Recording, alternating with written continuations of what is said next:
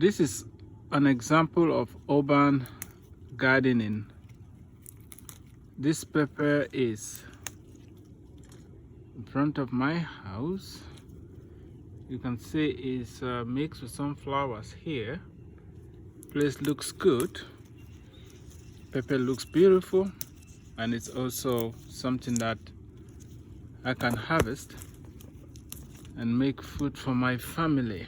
All these peppers you see here, all been harvested in front of the house.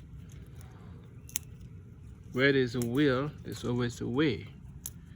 You can garden in an urban area if you set up your mind to do it.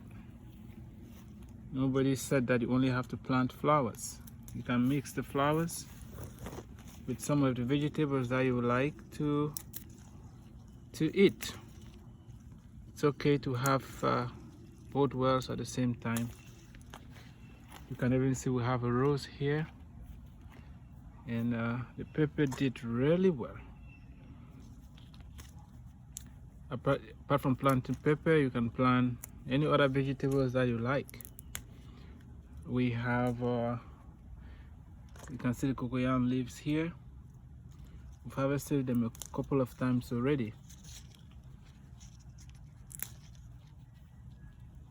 Stop wasting the space that you have.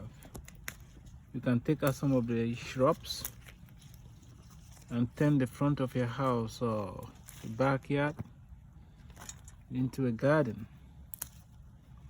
I bet you will be able to grow some organic vegetables that will help improve the quality of your life. This pepper, we're going to harvest it a couple of times. You can see it's still flowering, and which means after this set, we're going to have more.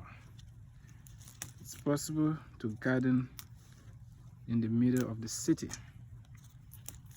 All what you need is to make up your mind to do it. If you need any help, let me know, reach out to me.